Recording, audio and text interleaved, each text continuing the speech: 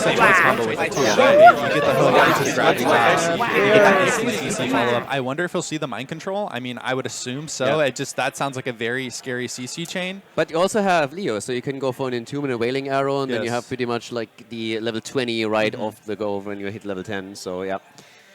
But yeah, things are going to get spicy here. It's best of 3 that we're starting off with today, and we have a 1-0 lead for Team and it's party time. Game number 2, Infernal Shrines. Yeah, and as it looks like we are going to be getting into it on the right, in the red. We've got Khaldor's fan club. We've got Brainer playing the Muradin, Azmodan on the Blaze, Ree playing the Anduin just in case on the Chromie, and then rounding out the composition is LA on that Greymane. Yeah, and at the same time over the left, Masquerade obviously on Stitches. We had a few early B steps already, so I like it. Rhaegar gets played by Nagrom. Dequaza is obviously on the side lane with Leo. Yeah, and we got Ultralist this time on Kael'thas. The one thing that I really like about Kael'thas is that CC that he also brings to the table. Just those Gravity Labs follow-ups, the good old days, you know, ETC and Kael'thas, the dream. Oh my gosh, I have so many memories of Mene specifically playing that hero, and it'd just be JPL slide into Kael'thas follow-up, as it looks like they're going for the cheese into the top tower here. Going to get snuck out by Khaldor Flank Kid. They're going in onto Masquerade here, actually doing a decent amount of damage. I don't think they're going to be able to take him out, but a good chunk out onto him. Yeah, Muradin right at the front, absolute no-brainer for him to be in the thick of things here. I like it. And then, of course, already Masquerade starting to move out here. Trying to snipe the tower, but, I mean, there was no kill. They reacted quickly. And I got to give them credit. Obviously, when you're going up against one of the strongest teams in the tournament here, then I expected more of a bloodbath in game number 1. And to be fair, Team Wild, towards the end, as you said, they had that one boss, they moved to the bot lane, and they took it. But generally speaking, the fan club did fairly well. Yeah, they weren't really bleeding kills, but they did just lose one there. A good Stitches hook coming out from Masquerade, allowing them. Oh, and the Gravity Lapse actually from Ultralist on this Kael'thas. Is LA going to be able to get out? Going to use that escape, but it's not. 100 HP, it gets out. Easy calcs, not even close. That's NA, baby. He knew. That's calculated. Going full rocket surgeon on us here. No, but he did a couple of those escapes in the last game too with Sidkitten. It's like multiple times we were sitting here watching the game, and we're both like, okay, he's dead. There's no way he gets out. And then all of a sudden he sneaks away with like a sliver of HP, and once again here. So at this point, it's just become skill. Yeah, no, definitely. I actually was talking to him a little bit in the LAN Center, which is such a fun experience to be able to see all these HOTS players in person. And he's actually someone I've played against in Storm League for the last like 4 or 5 years. Right? He was someone that stream snipe me every time, and it was just cool to meet him. And he was talking about how he was so excited to just like play HOTS again and see people in person. So Greymane actually dying though. As we're singing his praises, saying he easy calcs it, he ends up dying to the Bruiser camp. You hate to see it.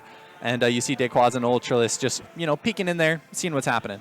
Yeah, also talking about Kael'thas, by the way, no conviction, so he really goes on Mana Addict. I mean, I'm a little bit disappointed. Conviction is trolling. Okay, of course it's trolling, but you got to cement, the position. You got to really show dominance here. True. So I was really expecting to throw something out. They're 1-0 ahead, They might have to have a conversation with him after the match. They told me the other day that in a lot of the tournaments that they're currently playing in Europe, whenever they're 1 game ahead, the way that they're picking their first one, they select one of the heroes that gets banned and then let random take over. And I'm like, yeah, thanks, guys. And then I have to explain people why they shouldn't do this at home. Yes. And a whole lot of Twitch chat is explaining to me, no, it worked. So I saw it at a pro match. I'm doing it in Storm League now. It's like, it's your own fault if your Storm League games are going down. Hey, just because you saw it at a pro match doesn't mean it's a good thing. They got the kill. Wolf on Wolf action. Rhaegar down. Greymane comes in for the kill. Nicely done. That's always the first step when you go up against the top team. Step number 1, get a kill. That's true. That's true. And I mean, the thing is, this first objective is coming up. They are going to have 7 advantage for the side of Team Wa, so I'd like to see them just split push this. I mean, they do have the Greymane that have pretty decent clear here. But yeah, I definitely feel like they're going to be fighting up a tall mountain here, as you see Makke and Masquerade here just split pushing, pulling them to both sides of the map. And if they're able to escape here, which it looks like they are going to be able to, it's going to be a bit of an over-rotation for the side of Team Khaldor fan club. Yeah, Ultralist is in the meantime obviously working on his stacks on level 1. Once level 10 hits, you want to be kind of done with it, just so you have survivability. And talking of survivability, Masquerade has very little of that. He gets chased, and he gets chased hard. The Wolf wants some meat, and they're going to get the kill here. Brainer jumping in and going for the body block, and Masquerade is down. Yeah, but if Masquerade hasn't fed a couple times in the early game, is Masquerade really trying? You got to push some limits. He's the new Lauber, I'm telling you. If he doesn't die first in the... How's he the new Lauber if Lauber's still around, It's like...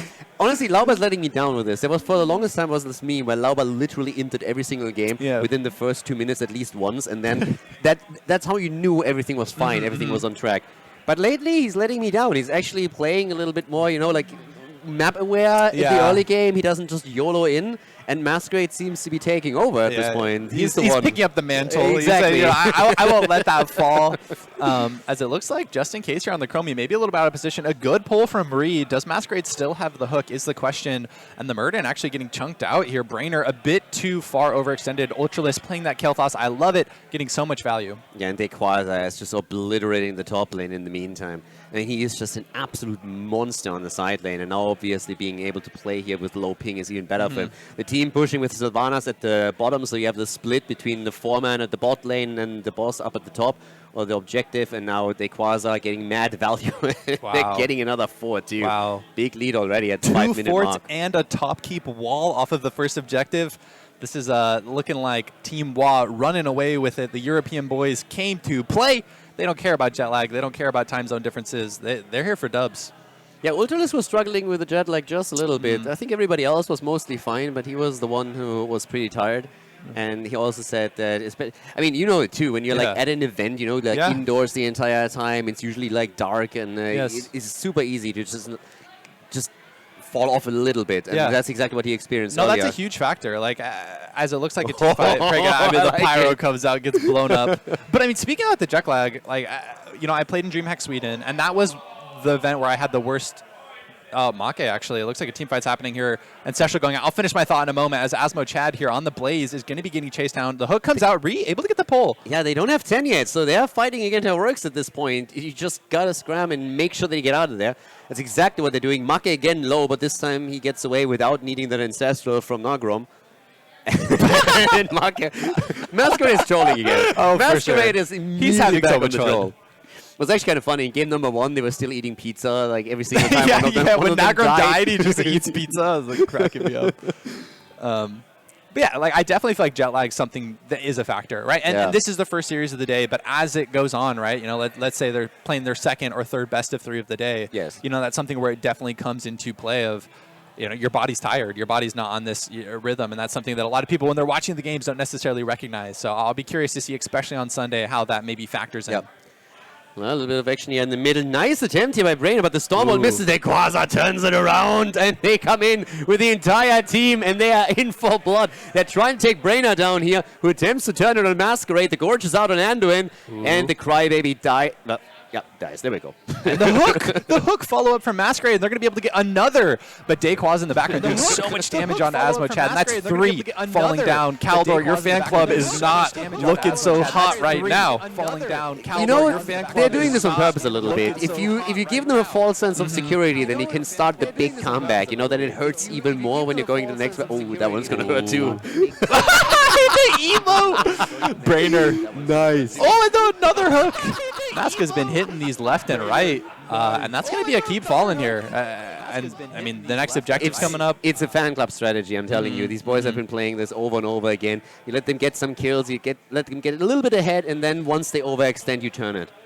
True. I mean, and that way the comeback looks even greater. Exactly. It's the IQ not 200 from play. 1 talent tier down, from 2 talent tiers down. We brought it against Team Wa. As the silence comes out here, and it looks like Anduin is going to be falling. Azmodan doesn't have the bunker, going to get hooked in and going to die as well. And it looks like Team Wa wants to end the game here. 8 minutes in, they want to go next. They want to eat more pizza.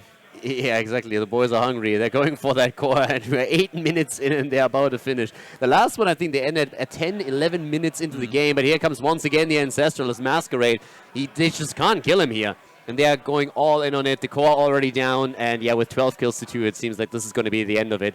Game number 2, Infernal Shrines, goes to Team as they are taking the victory in the series and advance to the next round of the winner bracket. Yeah. I love the way you say "wah." That's how you're supposed to do it. Okay, say it again, because I feel like I'm doing it. Wah, wah. Like, you have to actually go to them and ask them. They will give you a lesson. Get the proper. It's a thing. Yeah, you have to be very specific about it. Okay, I'll definitely check it with them at some point. I need to get the Masquerade approval on how I say their name. But listen, that game was a pleasure for me. It was a little bit one-sided, but the fact that we got to see some Kael'thas, that's definitely my favorite hero. And the gravity lapses you mentioned, I mean, that top entomb, that led to that game ending set up by a 3-person Entombed Dayquaza, the follow-up on the Gravity Lapse. I really do feel like a mage bringing CC is just so powerful. Yeah, and it was just, I mean, you could really see that KFC, they were looking for the kill. Yeah. They were looking at Leo, was like, yeah, you're not going to ghost away. We're going to hit that Storm Bolt, and you're done. He dodges the Storm Bolt, turns around, hits a triple Entomb, and at that point, the rest of the team moves in, and they just snowball it hard. And honestly, it's a little bit of a weird dynamic, because for the longest time, Riot in Euro has won everything. Every single tournament that they played, they won, and they won it very easily. Yes. And lately, they are starting to seem a little bit more human. Obviously, they changed a couple of players. Dino isn't here. Makke is subbing in for him. They played a lot with Zelia in the support role, whereas Narcrom is now taking over on that account. But they looked beatable in some of the recent tournaments that they played. They still are insanely good. They're still dominant to a large part, but they've lost a couple of qualifiers that they played in. Yeah. So... there's some chinks in the armor is what you're saying. There's hope for North America. And I don't like it. I came here and I was like, after one of the losses, I was talking to Dayquaza. I'm like, please tell me that you just didn't care. And he's just like, yeah, well, lately. And it's like, no. Don't start with me like that. The tournament in Miami is in 2 weeks. Yes. I need you guys in top shape. Khaldor's like, I've been trash talking all the NA players. I can't have you show up and lose. If you lose, we're gonna have a problem. And I immediately said, like, guys, I need some rotten eggs and some tomatoes here. And the second that Masquerade is just eating hard, I'm starting to throw stuff. Yeah. So just boo him. Boo. That's actually that would be pretty good. That's When he starts idea. feeding, just let him. When he has a couple Lauber moments, we'll just call him out for it. But yeah, I think Dino's a part of 30K, right? Like, I'm a big fan of him. I think he is the best assassin player, like in CCL on 180 ping, right? 160 ping. And I was really looking forward to the opportunity to watch him play Tracer on 30 ping, right? Potentially pull out some of that Zeratul. Exactly. Yeah, so I'm sad Dino's not here, but Makke, a very strong player in his own right. One thing I'll be curious to see is how does Team adjust to the different shot calling, right? Because Makke is a very vocal player, a very, dominant leader. And that's something I'll be curious to see is, like, how do they play with that different style of shot call compared to Dino, who's also a vocal player. They were also immediately talking about a couple of the things that they could pull off. Makke obviously known for his Mephisto plays too. Yes. And we're like talking, hey, what kind of supports we're going to play. They talked a bit about what was played in the past. And Makke is like, hey, I want an Ana here. I want my Nano boost. Ultralisk comes in and is immediately, no. That That's Nano for my boost Kael'thas. Exactly. I get that Nano boost. Yeah. So, yeah, that was immediately a little bit of banter going on there. And I hung out with them the last few days pretty much, and it's fun. Yeah. So, yeah. But generally, being here, seeing June again, seeing Cure again, was just like seeing awesome. you again. Yeah, exactly. I remember, guys, after I missed the VP on the core, I was so sad.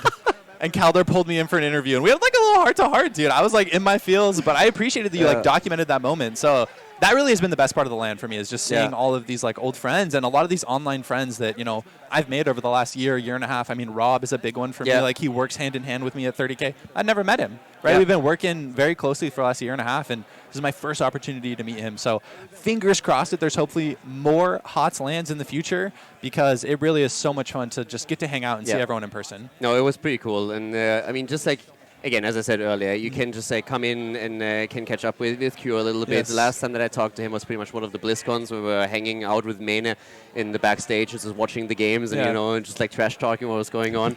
And now you see him again here, and he's like, hey, Heroes LAN, right? And I was like, oh, yeah. We're back, baby. Exactly. But what he's saying is actually funny, because you said you haven't met Rob in real life. That same is true for me with a lot of players, and also with Cross. I've been working with one of the admins for ages now, with tournament after tournament. Never met the guy. He's an hour's flight away from me, and I meet him in Miami for the first time. It's like, all right.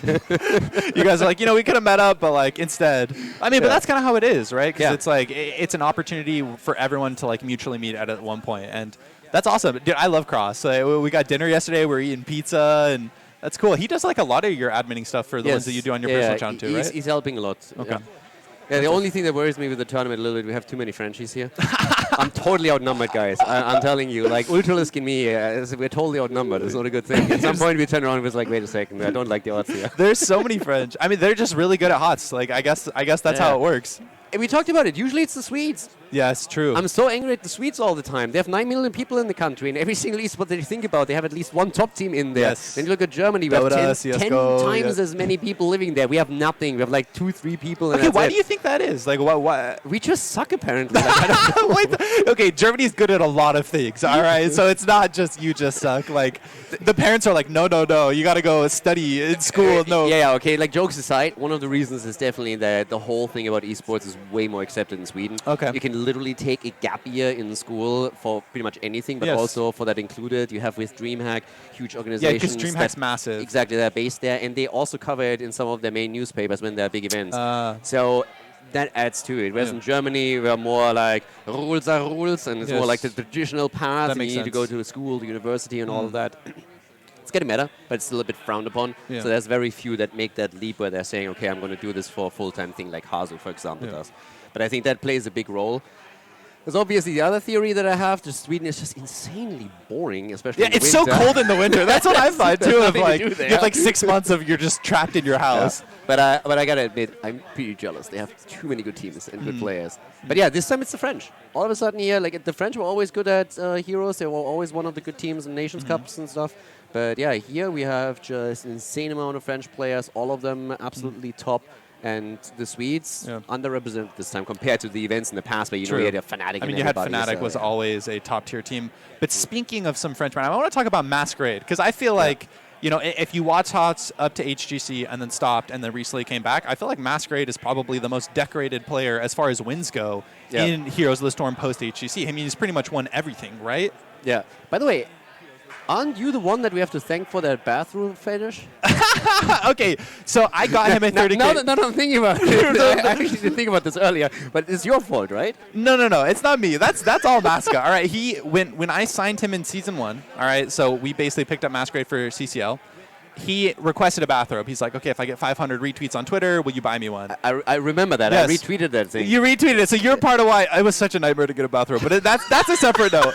Thank you, Rob, for helping do that. Why was that in I don't know. It was just I had to like ship it to Europe. It was crazy. But he told me that he would do that before. Like, so he would play in other lands before. But I feel like when we picked him up and did a bunch of retweets, I added like extra exposure, and he kind of became known as like. But he told me that he would go to other lands and wear bathrobes before he got signed to 30K. Okay. So that's part of why he was like, hey, I always wear a bathrobe on LAN. I want a 30K bathrobe. And I was like, I thought he was joking. I was like, what? Like, what do you mean? Like what? And then he like sent me like a picture of him in a bathrobe. I was like, okay. And he's actually in one right now. I don't know if they can see the player cams, but the picture that I showed you earlier, I actually tweeted that with him like sitting there and preparing for playing. I was like, Masquerade in his natural environment. yeah. Well, I mean, the question is, does he wear underwear? No one will know. You know, it's like the man likes to play in style. Unfortunately, I do know.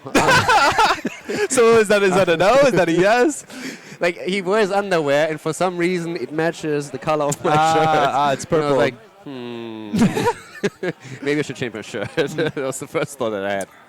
But no, like, yeah, he's absolutely beastly. But the guys are crazy. Yeah. They're like tons and tons of fun. So, but for example, the same thing. I haven't met them before. Like a lot of the guys I have never met. They only went to the LAN in France, but I didn't go to. I commentated that exactly from home.